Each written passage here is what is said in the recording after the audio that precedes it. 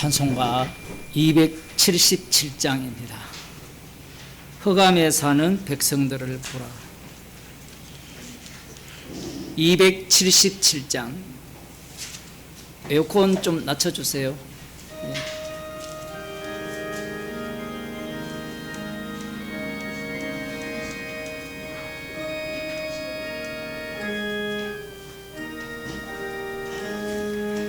흑암에 사는 백성들을 보라. 수많은 심령 멸망하겠네. 그 누가 갈까? 주의 복음 들고 생명을 구원하는 곳으로. 큰 권세 주께 있으니, 큰 권세 주께 있으니, 너는 가서 주의 복음 전하라. 주가 너 항상 지키리라. 구원의 문은 넓게 열렸으니, 십자가 군병 일어나거라. 너희의 힘을 하나로 뭉쳐서 죄악의 쇠사슬을 끊으라. 큰 권세 주께 있으니, 큰 권세 주께 있으니, 너는 가서 주의 복음 전하라. 주가 너 항상 지키리라. 왜 너는 멸망길을 가르느냐? 주 음성 듣고 응답하여라. 널 구원하려 예수 죽었으니, 생명의 이 복음을 전하라.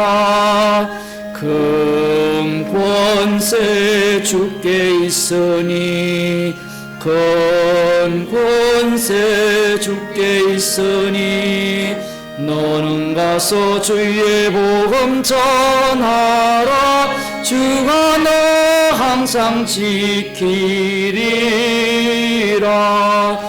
온 천하 만민 승리의 은혜를 영광과 찬송 주께 드리네.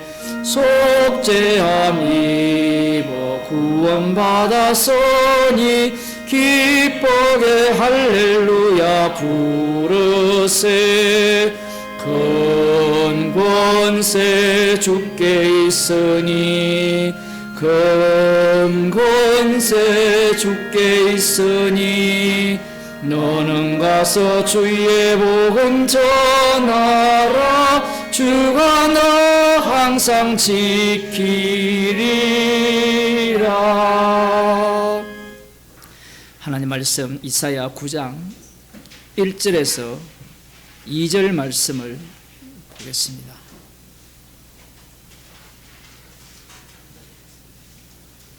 이사야 9장 1절에서 2절 말씀, 구약성경 976쪽입니다. 제가 읽어드리겠습니다. 전에 고통하던 자에게는 흑암이 없으리로다. 옛적에는 여호와께서 스불론 땅과 납달리 땅으로 멸시를 당케 하셨더니, 후에는 해변 길과 요단 저편 이방의 갈릴리를 영화롭게 하셨느니라. 흑암에 행하던 백성이 큰 빛을 보고 사망의 그늘진 땅에 가던 자에게 빛이 비치도다. 아멘. 8장 끝부분을 보게 되면 이스라엘 자손들, 유다죠. 남유다.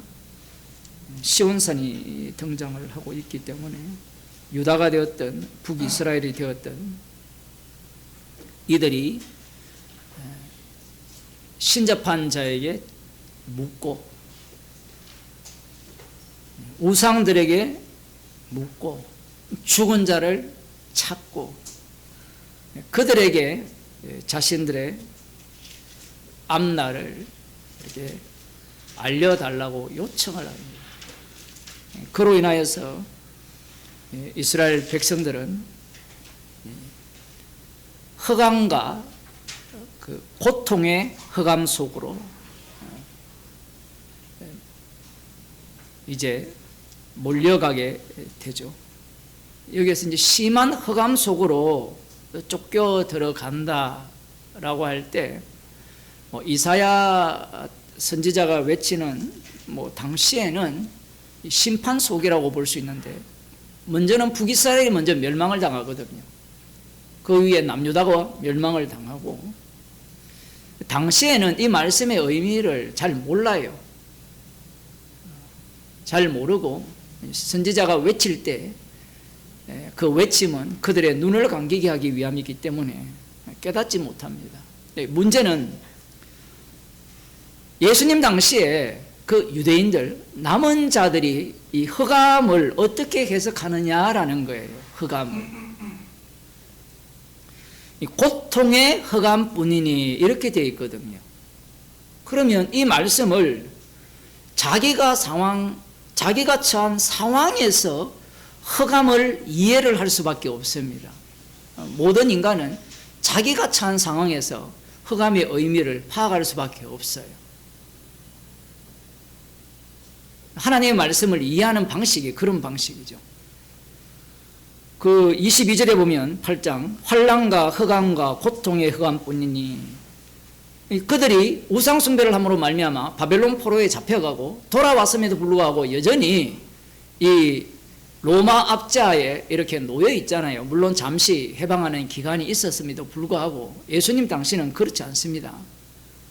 남은 자들이 있는 그 시절에 그들은 이 본문을 어떻게 해석하느냐, 이 남유다는 또 이 본문을 문자적으로 해석하죠. 9장에 나오는 서불론 땅과 납달리 땅으로 멸시를 당케 하셨으니, 이렇게 이야기를 하니까 이 남유다는 그러면 멸시를 안 당했느냐 이 얘기입니다. 남유다도 똑같이 멸망을 당했거든요. 그런데 그들의 눈에 보기에는 이 북이스라엘이야말로 다윗의 등불이 일단 없고, 다윗의 등불이 있다라는 말은 그들이 더 어둡다라는 이야기인데, 이걸 거꾸로 해석을 하는 겁니다. 북이스라엘이 먼저 멸망을 당하고, 오전 설교에도 그런 언급을 했습니다만은, 그들이 이주 정책에 의해서 온갖 나라의 온갖 지방의 우상들이 그들 속으로 이제 몰려오고, 이 여호와 종교, 이 종교는 혼합 종교처럼 변했다, 이렇게도 볼 수 있고, 그 결과가 어떻게 되었느냐 하면 여전히 살기에 편하지 않는 그러한 환경으로 내몰렸다라는 이야기입니다. 그래서 전에 고통하던 자에게는 흑암이 없으리로다, 이렇게 말씀을 했을 때, 고통하지 않는 사람에게는 흑암이라는 의미가 어떤 의미인지 모르죠. 그러면 이걸 오늘날 우리 이 육체가 겪고 있는 그 상황 속으로 이렇게 적용을 해본다면, 고통하는 자, 돈으로 고통한다든가 여러 가지 주변 환경으로 고통을 당하는 자든가 그런 사람들이 흑암에 처했다라고 볼 수 있잖아요. 이스라엘 백성들은 하나님의 택한 백성이고, 그리고 남은 자들의 입장에서는 아직 이들의 비교 대상이 이런 거거든요. 다윗 왕국이에요. 메시아 왕국과 비교하는 겁니다. 그렇게 보게 된다면 자신들은 고통당하는 쪽에 놓여 있고 흑암 쪽에 놓여 있다라고 해석할 수밖에 없어요. 문제는 이 남유다인들이 이 스불론과 납달리 땅을 이야기하고 갈릴리를 이방의 갈릴리라고 표현을 하잖아요. 그러니까 이것은 문자적으로는 그대로 진행이 된 겁니다. 그러니까 유대인들의 시각은 문제가 아니에요. 북이스라엘에 대한 그들의 생각, 그들이 흑암이다, 그러니까 당연히 고통을 당한다, 이것은 문제가 아닌데, 이 흑암, 고통, 스불론 땅, 납달리 땅, 이방의 갈릴리가 예수님이 오심으로 말미암아 그 문자적 의미가, 역사적 의미죠, 실제로 이루어진 그 의미가 어떻게 바뀌느냐라는 거예요. 그 역사적으로 일어나는 모든 사건들은 장차 십자가에서 다 이루실 것에 대한 그림자에 불과한 겁니다. 그림자에 불과하다고 할 때는 필요 없다는 얘기가 아니에요. 사람들이 자꾸 오해를 하는 게, 그림자로 하니까 쓸데없다, 필요 없다 이렇게 되는데, 그게 아니라 이게 다시 뒤집어지면 똑같은 현상이 일어나는 겁니다. 마태복음 4장을 한번 보겠습니다. 마태복음 4장을 보면 예수님께서 성령 세례를 받으시죠. 성령이 비둘기같이 내려 자기 위에 임하심을 보시더니 하늘로서 소리가 있어 3장 17절 말씀하시되 이는 내 사랑하는 아들이요 내 기뻐하는 자라 하시니라. 그때 예수께서 성령에 이끌려 마귀에게 시험을 받으러 광야로 가사 40일을 밤낮으로 금식하신 후에 줄이신지라. 이렇게 하면서 마귀가 등장하여서 예수님을 시험을 하죠. 그 시험하는 내용이 40일 동안 굶주렸으니까 가장 필요한 것은 떡이죠. 여러분 40년 동안 월세살이 생각한다 생각해 보세요. 그러면 그 사람에게 가장 필요한 게 뭐예요? 집, 애 3명 나니까 이제 분양 혜택이 점수가 올라가서 강남에 청약해야죠. 뭐 강남 불패라고 하는데 그건 우리 생각이고 강남이 필패할지도 모르잖아요. 그건 모르겠는데 사람이 밥이 없으면 지금 진짜 필요한 게 밥이잖아요. 교회에 사람들이 왔을 때 어떤 사람이 가난할 때 그들이 진짜 원하는 게 뭔가 하면 밥이거든요. 돈이에요. 돈. 요즘은 살도 원하지 않습니다. 왜? 밥보다 빵을 더 좋아하는 거지가 있거든요. 피자를 더 좋아하는 거지가 있기 때문에 돈을 줘야 돼요. 복음을 전하러 이렇게 가면 제가 중국에도 오래 살았지만 거기 가서 복음을 이렇게 내륙으로 들어가면 아직도 경제적 격차가 심한 곳이 많거든요. 복음을 원하는 게 아니에요. 부자 나라에서 왔으니까 지금은 뭐 저 나라가 더 부자지만 부자 나라에서 돈을 달라는 거예요. 돈을. 아니 지금 당장 필요한 게 복음을 듣는 것이 아니라 돈이 필요하잖아요. 예수님께서 지금 굶주렸었을 때 네가 하나님의 아들이면 돌로 떡덩이 만들어서 먹어라. 그 정도 능력은 너에게 있지 않느냐라고 요구를 하는 거예요. 이 시험이 왜 등장하느냐라고 하면 이 시험 후에 예수님께서 어디로 가십니까?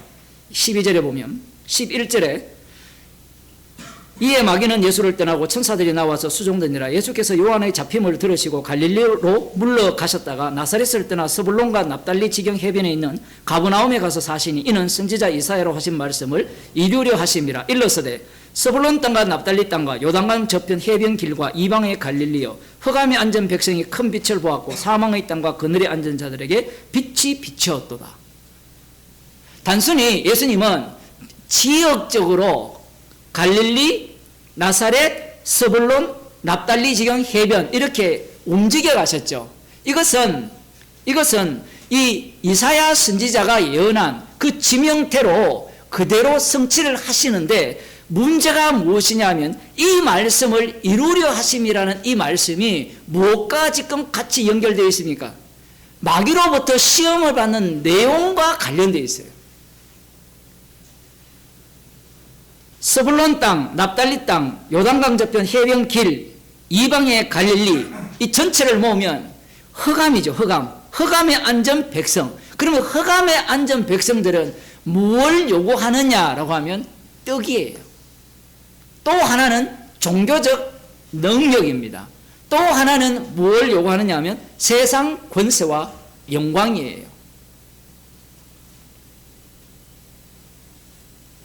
그 모든 것들을 끌어모으면 나를 경배하라. 이것을 요구하고 있는 거예요. 흑암의 상황이 지금 광야에서 시험을 하는 그 마귀와 이렇게 오버랩을 시키는 거예요. 흑암의 상황이 어떤 상황이냐라는 겁니다. 이사야 선지자에 대해서 이사야 9장을 문자적으로 보게 되면 그냥 지명이잖아요. 그런데 예수님이 마귀에게 시험을 받으시고 그 지명으로 옮겨 다니심으로 말미암아 이 흑암이라는 것은 아니면 납달리, 스불론, 갈릴리, 이방의 갈릴리라는 것이 확장이 됩니다. 온 세상으로 확장이 되면 예수님의 등장으로 인하여서 온 세상은 어둠으로 밝혀지는 겁니다. 그게 요한복음에 빛이 어둠에 빛이 돼 어둠이 깨닫지 못하더라. 실제로 물리적 상황이 예수님이 오심으로 말미암아 보이지 않는 세계, 악마는 보이지 않잖아요.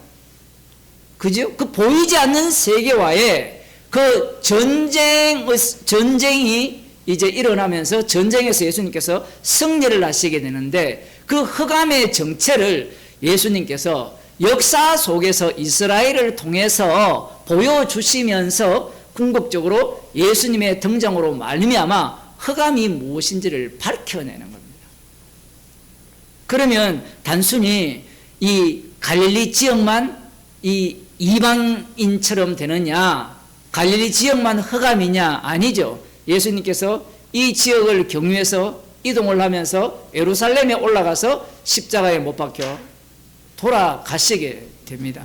그렇게 되면 이 세상 자체가 흑암이라는 거예요. 어떤 그 목사가 이 구장을 설교하면서 이 흑암에 앉은 백성들은 정말 우상 숭배자들이 아니라 누가복음에 가난한 자들에게 복음이 전파된다니까 가난한 자들일 거다, 이렇게 또 이야기를 해요. 들어보면 그럴듯하거든요. 그런데 예수님이 오심으로 말미암아 이 말씀은 완전히 뒤바뀌어져 버립니다. 어떻게 뒤바뀌느냐 하면 예수님을 만난 사람만 자신이 지금 어떤 처지에 놓여 있는가를 알게 돼요. 사도 바울을 보게 되면 예수님을 만나기 전과 후의 차이가 그 점에서 완전히 달라집니다. 예수님이 찾아오시니까 자기가 어떻습니까? 수고하고 무거운 짐진 자로 드러나요. 그러니까 수고하고 무거운 짐 자로 다 내게로 오라 이렇게 하니까 네, 무거운 짐을 홀로 지고 못 가니까 가겠습니다. 이런 사람은 지옥 갑니다. 왜냐하면 지가 수고하고 무거운 짐을 짊어졌기 때문에. 예수님이 말씀하는 수고하고 무거운 짐을 짊어진 자가 누구냐 하면 거꾸로 예수님의 찾은 바 되기 때문에 철저하게 사도 바울 같은 경우에는 자기 행위를 의지했거든요. 율법을 의지했단 말입니다. 그것만 그런 게 아니라 계속해서 수고하고 무거운 짐진 자로 드러나요. 그 말씀의 세계 속으로 사도 바울은 인도함을 받게 됩니다. 그래서 주님이 찾아오시지 않으면 자기 자신이 흑암임을 몰라요. 주님이 찾아오시기 때문에 이 마귀의 유혹이라는 자체가 우리가 이 몸을 담고 있는 현실임을 알게 되죠. 우리는 끊임없이 이걸 요구하게 됩니다. 요구하게 되는데 빛이 비춰지면 에베소서에 나오듯이 책망을 받게 돼요. 십자가라는 그 피복음이 들려지게 되면 말씀 앞에서 책망을 받는 자로 드러나게 돼요. 그 흑암에 앉은 백성이 큰 빛을 보았다니까 우리는 빛을 봤으니까 이제 더 이상 흑암이 아니요, 이런 생각을 갖고 예상을 갖거든요. 아까 어떤 목사들이 흑암에 앉은 자들이 하나님의 빛을 받을 만한 그러한 위치에 죄인이 아니라 악한 자들이 아니라 위치에 있는 자들이라 이렇게 설명하는 식으로 해석을 하는데 그런 것이 아니에요. 주님이 찾아오게 되니까 자신이 십자가의 원수로 죄인 중에 갯수로 드러나게 되는 겁니다.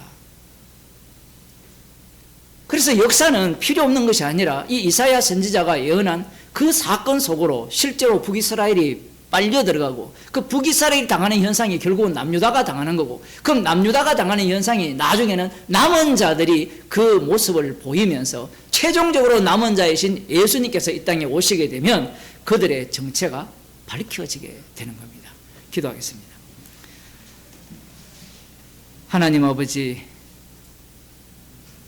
주님이 찾아오셨기에 우리가 흑암에 앉은 백성임이 발각당하고 주님을 핍박하는 자로 십자가의 원수로 드러나게 하심을 감사드립니다. 우리의 인생이 날마다 주님의 빛이 비치는 인생이 되게 하셔서 주님의 십자가만 자랑하며 감사하는 주의 백성이 되게 하여 주옵소서. 예수님 이름으로 기도드리옵나이다. 아멘. 하늘에 계신 우리 아버지여, 이름이 거룩히 힘을 받으시고 나라의 마음이며 뜻이 하늘에서 이루어진 같이 땅에서 이루어집니다. 오늘날 우리에게 일용할 양식을 주시고 우리에게 죄진들을 사해 준 것이 우리 죄를 사하여 주옵시고 우리를 시험에 들게 하지 마옵시고 다만 악에서 없으소서. 대개 나라와 그 역사의 영원히 없으게 영원히 사옵나이다.